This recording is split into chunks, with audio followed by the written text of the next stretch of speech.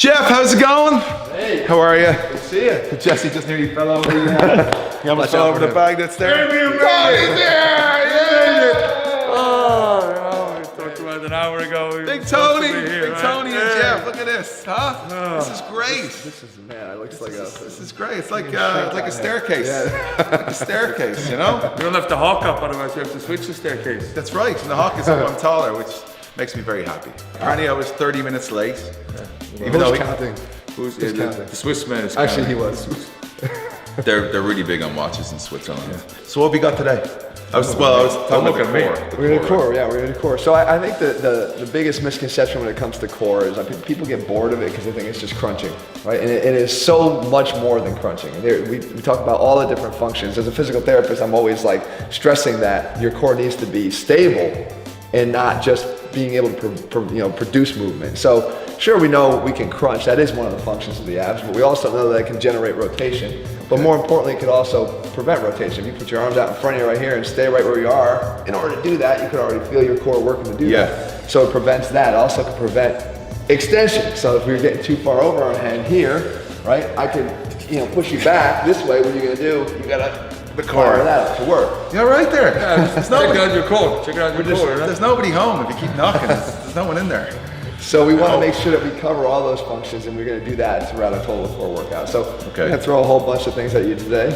Both of you guys can see if you at least even feel things that you maybe never felt before, which is probably the goal of this, is to make you feel like, you know what, maybe I haven't been doing as much. I have to revisit core training, especially athletically, because you're going to require all of these elements to be top level athlete. And it doesn't have to be long. Like you don't have to have, there's no such thing as really a 30-minute core workout. Now we might go through a bunch of different exercises to show you some of the capabilities of the core so people see some of the different things that we could do. But really when you put together a workout, you really only have to choose about 6 exercises or so. We really cover the main areas of the core. We talk about working from the bottom up. So, lower abs, mid-range, where we're kind of contracting both the bottom and the top. And there's no such thing as lower abs or upper abs, but in terms of how you preferentially hit them, you can influence that because of the direction of pull. What is actually moving? Is it the pelvis moving on the top, or is it the shoulders moving down towards the pelvis? So you want to break those up, and you want to include rotation.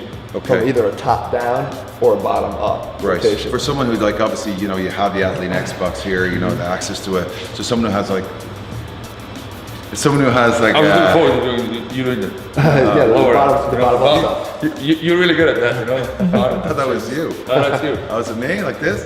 This is the workout? You keep the top there and the bottom, just like that. So your core is way better than mine.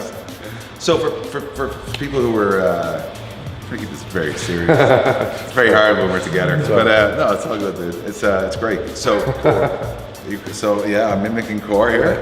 I like that you're going this way as opposed to going. Yeah. Well, I used to be. Like 2 months we met at SummerSlam. I was a little bit out here, but now you're getting. It's coming in. Talking about lower abs. Remember I said that the most important thing is basically curling your pelvis. So getting this curling of your pelvis posteriorly. Right, anterior would be where you try to stick your butt out as far as you can. Posterior would be curling it up and under.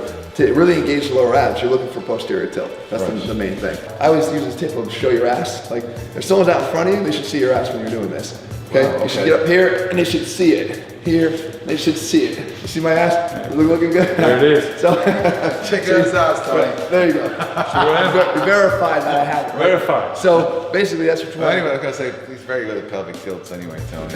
So we're gonna do that. Number one is now you gotta get a little rotation because we know that obliques are a little bit more active in rotation. This is what we were talking about. We're gonna get them to move right away. So I'm gonna verify that ass. Yeah. Well, we'll do both here. Don't make this weird. Go ahead. Don't make this weird. Where's my phone? Difference. There's that ass. Get that ass. You're not helping. Show that. There you go. Show that ass. You got his ass? Yeah. Like a ballerina. Yeah. That was only 13. That's 12.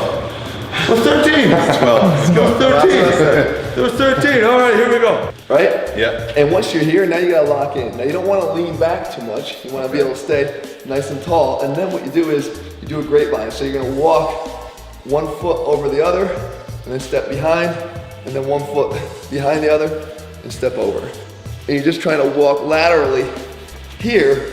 And the real challenge is occurring actually when you pick up the foot. Because as soon as I'm here and I got a lift to go in this direction, I'm on one foot. Right. And I'm creating momentum in this direction. So as I'm going, I'm actually wanting to fall because these dumbbells are wanting to tilt here. Okay. Not, the only way I can prevent that is by staying upright. So it's that nice, slow, controlled walk. That's the key. You don't want to sit here and go like this and go real fast. You want to challenge yourself. Nice with slow. the pace. Yeah. Okay. You got something to say? He's waiting to say something.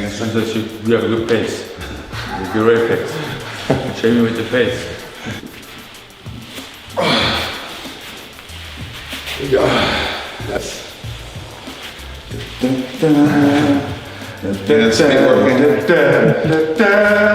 can see again that the benefit of being able to keep them locked out, because as you start to get wider now, you're splitting and you're becoming a lot more less narrow and more likely to want to tilt. Now you're handling less weight than you were here, but the idea is if I were to kind of get that going in that direction, it's a lot harder to kind of control that direction. Yeah. We could actually even apply. If I was training with you, I actually apply some of that force. See, if I gave you just a little bit of a hit here. That's awesome. Right? So I'm just trying to create a rotational force on it. Good job. The brave change right there. Brave change. Brave change. Say, Okay, is that any camp here? say brave change, Seamus. Brave change, Seamus. Do it, how? Brave change. Hang on. Wait. Always re-rack. Jack. Just mine. Go with the bleeding dumbbell. You forgot to Just staying out of it. Now, we also want to be explosive, right? So abs are very capable of being explosive. They create rotational explosion. All rotational sports are really geared off of the ability to explosively rotate from your core and then let it express through your limbs. So we do here battle ropes, and we use our core to really initiate the movement. Obviously, people use battle ropes as an upper body conditioning movement, or an Instagram video. Or Instagram video, and it's really cool when you're doing it. You know, I'm actually guilty of that a lot. But what you do is you come here, and we're gonna do it in 3 positions. All right. The first thing is you're doing a Russian twist. So obviously, guys sit here, they use the ball. We'll start here on our knees here in this position in a tall kneeling. And what you're doing is you're trying to create an arc. Because if you just do this, there's not that much core work going on. It's actually become at that point maybe a little bit more of a anti-rotation drill. But we want to get it to be a rotational. We're creating the power and rotating. So you're here, you want to get a higher arc, down, and then side. Right? So you get to that sort of rhythm, right? Then the next position, that's all we do is we're just gonna stay there from the start. Is you're gonna do a set from the tall kneel position. Then we get down. So what we're doing here is now we're kind of decreasing our support from underneath. Our knees were with good support. Now we're here, so I gotta really use my core a little bit more to generate force. Now this is more of a traditional Russian twist here. And again, I want big arcing here, right? Back and forth. Then we'll find out what we need to do. So here. Oh, we're gloves too? You step on that. We're friends like me, right? Step on that. I might hit Tony. We all have a purpose. Now see if you can. Oh, shit. Get it. Jumping looks so easy. Okay. Let's see if we can start to. There you go. Keep them moving out while you come down.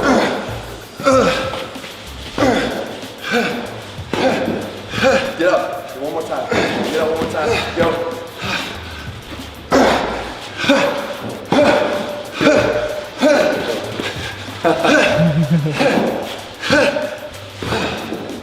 Not easy, right? No, So it's not easy. Those are great cardio too. yeah, I mean, you should, there you go. You should be able to incorporate core training into everything you do. I'm just saying, I say put the core in everything you do, you know? It's actually more than just a saying. It's really what should happen if you're training like an athlete. See, it's almost good. There you go, there you go, there you go. see, like just in that transition, you got to stabilize your whole body and control the momentum with the ropes. Here as he dropped down to the left side, but the ropes are moving to the right side. There you go. Great. So this is getting harder and harder the further you jump out. Okay. So the challenge is, once you get out to here, can you keep it there without letting it snap back? So the further out you go, the harder it gets. Yeah. As opposed to a cable machine which rolls. Right, it would be this pretty much static load. So it's here. And just a step. Now out here, stay with me. Feel that? Yeah. Establish that. Yeah. Look at this Celtic warrior abs right here. Now show off the hardware. show off the hardware. Look at this. Show off the hardware. You're making this weird. That's why you brought me, right? Yeah. Oh, go and come back. You got it. Well, everything in athletics, even when we're talking about like, an athlete's agility or their quickness, right? When they're cutting on the field, all they're cutting is a step, especially what we're working on right here. When someone goes to cut like that and then cut back, if their core is weak and when they step like this and their whole body goes in that direction, now they got to get all that momentum back over here, so they're not quick, they're not explosive, they're not fast. So even agility and quickness comes from maybe having quick feet, but their quick feet are basically allowed to happen because they have really strong cores. So. Like young Michael Flatley here. And I'm looking at he's actually having a really style. actually gets a little kick to style it. to it too. I like it. Let's do this. It's not just a jump. Let's do this. It's a little bit of a. Yeah, he does have the Irish kick, huh?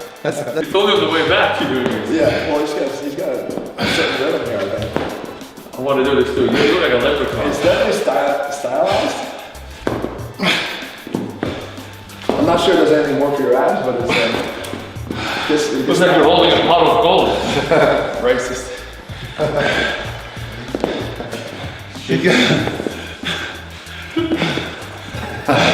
Do in the front. This is how it was looking.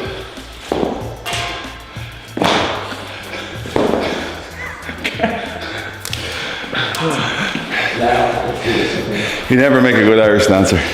here, right? And now this is a basic plank. But what I want to do is I want to come out and reach out in front of me. Okay, so I got that extra resistance here.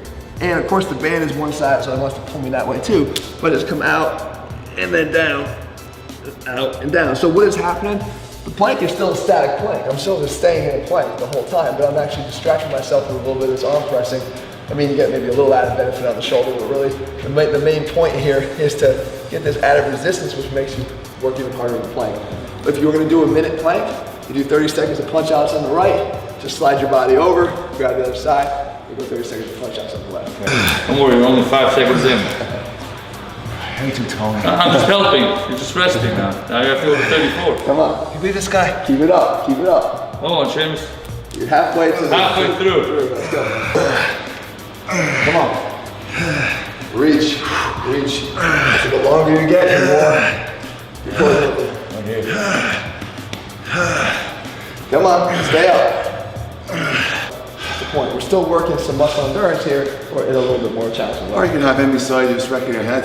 Yeah, I can do that too. Giving you The best of both worlds, you know? Give you the complete wrong motivation. You're not even there yet. You're nowhere there. Yeah, you know? Some people thrive on it. I don't. You don't? No. Oh. But it's okay. Don't worry about me. It's all about you, Tony. Punch it, Ace. punch it, punch it, punch it. Come on, slash it out. Come on. 5. Come on, almost there. 2. One more punch. Out. Yeah.